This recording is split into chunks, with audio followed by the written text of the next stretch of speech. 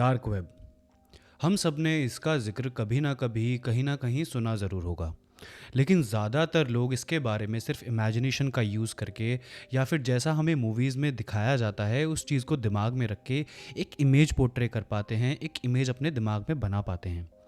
लेकिन आपको कैसा लगेगा अगर मैं आपको ये बोलूँ कि डार्क वेब वो नहीं है जैसा आप सोचते हो या जैसा आपको मूवीज़ में दिखाया जाता है। एक्चुअल में डार्क वेब कोई साइट नहीं है जिस पे कोई भी एंटर कर जाए दो चार वीपीएन यूज़ करके। बेसिकली डार्क वेब में एंटर करने के लिए आपके पास एक प्रॉपर एड्रेस होना चाहिए और कंप्यूटर और फायरवॉल्स की एक्सपर्टीज़ भी। तभी आप किसी डेस्टिनेशन पर पहुंच पाते हो। आज का हमारा जो ये इंसिडेंट है ये इसी डार्क वेब के एक हॉरिफाइंग इवेंट को लेकर है जो आप कभी अपने सपने में भी एक्सपीरियंस नहीं करना चाहेंगे। हेलो गाइस, मेरा नाम है अभिमन्यु सिंह और आप सब देख रहे हैं अभिमन्यु सिंह टॉक्स। अगर आप मेरे चैनल पर नए हैं और आपने अभी तक सब्सक्राइब नहीं किया है तो प्लीज़ चैनल को ज़रूर सब्सक्राइब करें। आपका एक सब्सक्राइब मुझे मोटिवेट करेगा आपके लिए और ज़्यादा हॉरर कंटेंट रेगुलरली क्रिएट करने में। अब बिना किसी देरी के बढ़ते हैं अपने आज के हॉरर इंसिडेंट की तरफ। रोहन रोहन को सीक्रेट्स यानी राज इकट्ठा करने का बहुत शौक था। फायदे के लिए नहीं बल्कि उस एक्साइटमेंट और थ्रिल के लिए। रोहन एक कंप्यूटर साइंस का स्टूडेंट था जिसे डिजिटल आर्कियोलॉजी का शौक था। उसे इंटरनेट के छोटे छोटे छिपे हुए कोनों में जाकर खुशी मिलती थी। उसका ये एक ऐसा शौक था जो उसे हमेशा महफूज सेफ लगता था। एक खेल जो देर रात एक चमकती स्क्रीन के पीछे खेला जाता था। लेकिन उसे क्या पता था कि उसका ये शौक, उसकी वो जगह जो उसे सबसे ज़्यादा महफूज लगती है, वही उसके लिए कर्स, एक श्राप बनने वाली थी। इसी जुनून ने उसे एक ऐसे रास्ते पर डाल दिया जहां उसे कभी जाना ही नहीं चाहिए था, डार्क वेब की शांत एनक्रिप्टेड गहराइयों में। उसे पहली बार वो लिंक एक पुराने फॉरगॉटन फॉरम पर मिला। कुछ उल्टे सीधे अक्षर थे जिन्हें डिकोड करने पर डॉट ऑनियन एड्रेस मिला। वो पेज बहुत ही ऑर्डिनरी या कह लो नॉर्मल सा था। एक गहरा काला बैकग्राउंड और सफ़ेद अक्षर। ये एक फोरम था, पर ऐसा नहीं जो उसने कभी देखा हो। कोई लॉगिन नहीं, कोई प्रोफाइल बनाने की ज़रूरत नहीं, कोई अकाउंट बनाने की ज़रूरत नहीं। बस एक थ्रेड था जिसका टाइटल था द एको चेम्बर। उस द एको चेम्बर पर जो पोस्ट थी वो बहुत ही मिस्टीरियस थी। पैरानॉइड बातें और डरावने कन्फेशंस का मिक्सचर सा। लोग ऐसे सीक्रेट्स एंड हिडन कैमराज जिसे कोई ढूंढ नहीं पाता था, गेम एंड होस्ट के बारे में बात कर रहे थे। रोहन ने इसे एक बीमारी जैसे रोल प्लेइंग कम्युनिटी समझकर नज़रअंदाज कर दिया। वो एक ऐसी इलेबोरेट एजी कहानी थी जो एनोनिमिटी में कहीं फलती फूलती थी। उसने आगे पढ़ा। एक अजीब सा जुनून उस पर हावी सा हो रहा था। उसने ऐसे स्क्रीनशॉट्स देखे जो लाइव फीड्स लग रही थी, यानी जो भी वीडियोस उस स्क्रीन पर शो हो रहे थे उस फोरम पर वो रिकॉर्डेड नहीं बल्कि लाइव फुटेजेस थी। लोगों के घरों की ग्रेनी तस्वीरें। उसने हंसकर सोचा कि ये बस स्टॉकी फुटेजेस या पुराने सिक्योरिटी कैमरास की क्लिप्स हैं। उसके देखते ही देखते फिर एक नया पोस्ट आया। ये एक वीडियो लिंक था, एक बेडरूम से आती हुई ग्रेनी धुंधली सी स्ट्रीम। और उस वीडियो स्ट्रीम का कैप्शन एक छोटी भयानक सी लाइन थी, the new Qamar. What the hell. Rohan को अब थोड़ा अजीब लगना शुरू हो गया था। रोहन ने उस पर क्लिक किया। उसके चेहरे पर एक सरकास्टिक सी मुस्कान थी। उसको ऐसा लग रहा था कि या वो ऐसा मानकर चल रहा था कि उसे पता है जो वो कर रहा है वो ये सब कर सकता है। लाइक वो कंप्यूटर साइंस का स्टूडेंट है और वो किसी ऐसे ट्रैप के अंदर नहीं घुसेगा। उसने एक जंप स्केयर या चीप प्रैंक की उम्मीद की थी। उसके बजाय उसे एक सोते हुए इंसान को कंबल के नीचे देखा। कैमरा एक जगह पर था, तस्वीर हिल नहीं रही थी। ये बहुत ही बोरिंग सा था। और वो उस द एको चेम्बर के टैब को बंद करने ही वाला था कि उसकी नज़र एक डिटेल पर पड़ी। एक छोटा सा हाथ से बना लकड़ी का उल्लू एक नाइट स्टैंड पर। वेट अ सेकेंड, उसके मुंह से निकला। उसने वो उल्लू पहले भी देखा था। ये एक तोहफा, एक गिफ्ट था जो उसने अपने रूममेट समीर को उसके बर्थडे पर दिया था।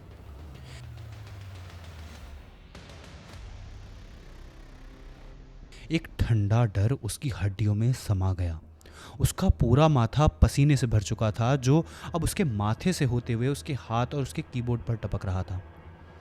उसने आंखें झपकाईं, अपनी आंखों को रगड़ते हुए फिर से स्क्रीन की तरफ देखा। इम्पॉसिबल, ये नामुमकिन था। उसने दोबारा वीडियो को चेक किया। उसका जो दिल था उसकी पसलियों के अगेंस्ट एक हथौड़े की तरह धक धक कर रहा था। ये नहीं हो सकता था, उसके मुंह से डिसबिलीफ में निकला। पर वो वहाँ था, लकड़ी का एक अनोखा डिज़ाइन शो पीस, वो टूटा हुआ कान जो उसने गलती से तोड़ दिया था, और बिस्तर पर एक सोते हुए इंसान की जानी पहचानी आकृति। समीर। रोहन के हाथ उसके कीबोर्ड पर दौड़े। उसका दिमाग बहुत तेज़ी से चल रहा था। उसने तुरंत आईपी एड्रेस चेक किया। एक बेकार कोशिश जो वो जानता था कि ये नाकाम हो जाएगी। वो स्ट्रीम दर्जनों प्रॉक्सीज से आगे बंधी हुई थी, एक एन्क्रिप्टेड सर्वर की चेन जो कहीं नहीं जाती थी। स्टिल उसने ओरिजिनल सोर्स को ढूंढने की कोशिश की, पर फोरम का कोड एक भूल भुलैया था, जैसे कि कोई मेज़ हो और अब जिसमें रोहन फंस चुका था। ये एक बंद लूप था, एक नेटवर्क जो सिर्फ अपने लिए मौजूद था। वो समीर के कमरे की तरफ फुर्ती से भागा, उसका नाम धीरे धीरे बोलते हुए। समीर, समीर। समीर सो रहा था, बिल्कुल शांत। रोहन ने कमरे में चारों तरफ देखा। उसकी आंखें कैमरा की तलाश में इधर उधर घूम रही थी। उसने smoke detector, light fixer, book shelf check किया, लेकिन उसे कुछ नहीं मिला। मानो कि वो कैमरा रोहन के रूम में घुसने से पहले ही गायब हो गया हो। और जब उसने गौर किया तो वो शोपीस, वो उल्लू भी वहाँ से गायब था। वो अपने कंप्यूटर के पास वापस आया। उसकी सांस बहुत तेज़ी से फूल रही थी। उसने स्क्रीन पर नज़रें दौड़ाईं।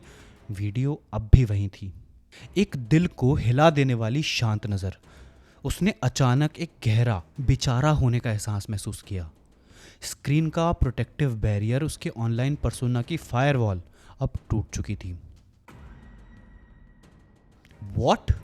उसके मुंह से हैरानी में निकला। वो पसीने से तर था। रोहन का अगला दिन कल रात के उस इंसिडेंट के डर के मारे धुंधला सा था। उसने समीर को कुछ नहीं बताया। कैसे बता सकता था वो? और बताता भी क्या वो समीर को? ये कि अरे डार्क वेब पर कुछ अजनबी लोग तुम्हें सोते हुए देख रहे हैं। ये पागलपन जैसा लगता। समीर उसे ही पागल और बेवकूफ़ समझता, या फिर ये समझता कि रोहन उसके साथ कोई प्रैंक कर रहा है। अगली रात उसने दोबारा द एको चेम्बर में कदम रखा, लेकिन वो वीडियो गायब थी।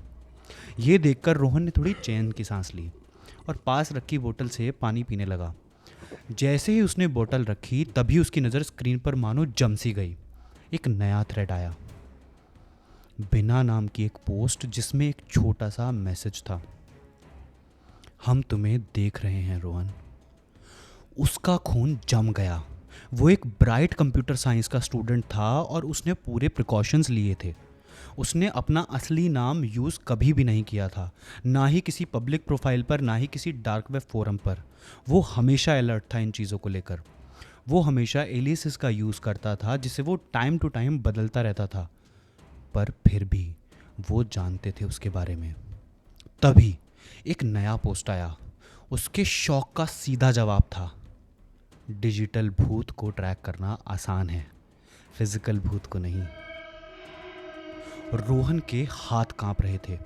जब उसने टाइप किया, उसका करेज, उसका साहस अब डर में बदल चुका था। उसने एक बेचैनी से भरा हुआ मैसेज लिखा, कौन हो तुम? क्या चाहिए तुम्हें? एक नया पोस्ट तुरंत आया, एक डरावना तेज जवाब, खेल शुरू हो गया है रोहन, अब तुम सब्जेक्ट हो और हम होस्ट हैं। उसने आव देखा ना ताव और एक झटके के साथ अपना लैपटॉप बंद कर दिया। उसकी आवाज़ शांत रूम में गूंज रही थी। उसने अचानक सोचा, मैं कहीं भाग जाता हूँ, पर कहाँ? उसका वो घर जानते थे, वो उसका नाम जानते थे। हजार अनजानी आंखों का ख्याल जो उसे देख रही थी, उसको, उसके हर कदम के फैसले को देख रही थी वो सारी चीज़ें। और जो उसके साथ अब हो रहा था, या फिर कह लें कि होने वाला था, ये किसी भी फिजिकल खतरे से ज़्यादा डरावना था। मैसेजेस आते रहे। अब उसके फ़ोन पर एक अननोन नंबर से टेक्स्ट मैसेज के ज़रिए नहीं, बल्कि एक पुश नोटिफिकेशन के रूप में। एक ऐप जिसे उसे याद भी नहीं कि उसने कभी इंस्टॉल भी किया था। नोटिफिकेशन का आइकन एक छोटा सा मिस्टीरियस ब्लैक डॉट था। मैसेजेस नॉर्मल थे, चिढ़ाने वाले। तुमने दूध बाहर छोड़ दिया है रोहन। तुम्हारी कॉफ़ी ठंडी हो रही है रोहन। समीर अब क्लास के लिए निकल रहा है रोहन। वो उसके ही डिवाइसेस उसी के नेटवर्क से देख रहे थे, उस पर चौबीसों घंटे नज़र बनाए हुए थे। वो लोग पहले ही उसके सिस्टम के अंदर थे। रोहन ने अपना राउटर, फ़ोन, लैपटॉप सब डिस्कनेक्ट कर दिए। उसने दरवाजे बंद कर दिए, पर्दे लगा दिए। वो अंधेरे में बैठा रहा, अपने ही घर में एक कैदी की तरह। लाइफ के एक पॉइंट पर वो डिजिटल सिक्योरिटी का मास्टर था, पर अब वो एक जंग हार रहा था जिसे वो जानता ही नहीं था कि वो लड़ भी रहा था। और ये कितना हॉरिफाइंग हो सकता था, सोच के देखिए आप। उसके दिन एकदम घुटने वाले सपनों में बदल गए। मैसेजेस अब बंद हो गए थे, पर रोहन का डर नहीं। उसने अपने रूम के सामने से जा रही सड़क पे नीचे एक कार को घंटों तक खड़ा देखा। वो सब नोटिस कर पा रहा था, लेकिन डराने वाली बात ये थी कि वो कर कुछ नहीं सकता था। जब उसे लगता कि उसके आसपास कोई नहीं है, तभी उसकी निगाहें विंडो पर पड़ती। एक परछाई उसकी खिड़की पर खड़ी होती और उसके जागते ही जैसे ही उसकी नज़र विंडो पर पड़ती, वो परछाई वहाँ से गायब हो जाती। वो रात के बीच में बिल्कुल धीमी आवाज़ से जागता, एक फर्श का टुकड़ा क्रीप करता हुआ, दरवाजे का हैंडल घूमता हुआ। उसे यकीन हो गया था कि उनकी एक फिजिकल मौजूदगी उसके आसपास ज़रूर थी। वो लोग उस पर नज़र बनाए हुए थे। उसने समीर से बात करने की कोशिश की, उस डर को समझाने की कोशिश की जो वो जी रहा था आज। समीर ने रोहन की बात को बड़े ही पेशेंस से सुना। उसका चेहरा चिंता से भरा हुआ था। उसने सजेस्ट किया कि रोहन ज़्यादा काम कर रहा है, स्ट्रेस में है, कि उसे आराम करने की ज़रूरत है। शायद तुम्हें किसी को मिलना चाहिए, समीर ने धीरे से कहा। यह ठीक नहीं है। रोहन ने बस सर हिलाया, हार मानते हुए। वो कैसे समझाए कि वो सिर्फ पैरानॉइड नहीं था, कि उसके सच की बुनियादों को एक फेसलेस डिजिटल प्रोफाइल ने पूरा तोड़ मरोड़ के रख दिया था। एक शाम जब मौसम बहुत ख़राब था, बिजली चली गई थी, अपार्टमेंट अंधेरे में डूब गया था। रोहन अपने कमरे में था, अपना फ़ोन पकड़े हुए। उसकी स्क्रीन ही रोशनी का एक मात्र सोर्स थी। तभी उसे एक मैसेज दिखा, उसके फ़ोन पर नहीं, बल्कि उसके डेस्क पर रखे हुए एक डिजिटल फ़ोटो फ्रेम पर, जिसका कोई पावर सोर्स नहीं था। उस मैसेज के वर्ड्स उस फोटो फ्रेम की स्क्रीन पर ग्लो कर रहे थे, और वो वर्ड्स थे, अपने बिस्तर के नीचे देखो रोहन। उसका दिल रुक सा गया। अब तक उसके हाथ से फ़ोन छूट चुका था। ये मैसेज पढ़कर उसका शरीर सुन पड़ गया। वो अपने कमरे में अकेला नहीं था। वो उसे महसूस कर सकता था। उसे एक धीमी सरसराहट की आवाज़ कोने से सुनाई दी। उसका दिमाग उसे भागने, सब कुछ छोड़कर जाने के लिए चिल्ला रहा था, पर वो नहीं कर सकता था। उसे जानना था कि उसके बेड के नीचे आखिर है क्या। वो धीरे से घुटनों पर बैठा। उसका कांपता हुआ हाथ अपने बिस्तर के नीचे अंधेरे में गया। उसकी उंगलियों ने कुछ ठंडा मेटल जैसा छुआ। वो एक चाबी थी, एक नोट, पुराने स्टाइल की चाबी जो एक नोट से बंधी हुई थी। उसने उसे बाहर निकाला। उसके हाथ इतनी तेज़ी से कांप रहे थे कि वो शब्दों को मुश्किल से पढ़ पाया, और वो शब्द थे, तुम चुन लिए गए हो, खेल शुरू हो गया है। तभी पिक्चर फ्रेम पर एक नया मैसेज ग्लो अप करता हुआ दिखा। सामने वाले दरवाजे को चेक करो रोहन। एक धीमी क्लिक की आवाज़ शांत अपार्टमेंट में गूंजी। मेन दरवाजे का लॉक अभी अभी घूमा था। उसने कदमों की आवाज़ सुनी, धीमी सी।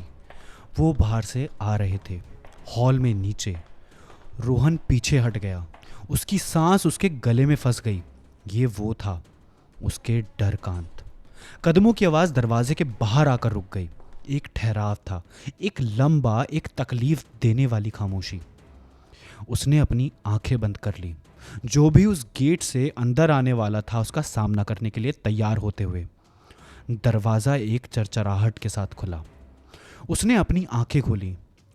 दरवाजे पर खड़ी एक शैडो, एक हुडी पहने घुसपैठिया नहीं, ना ही कोई भूत, वो समीर था।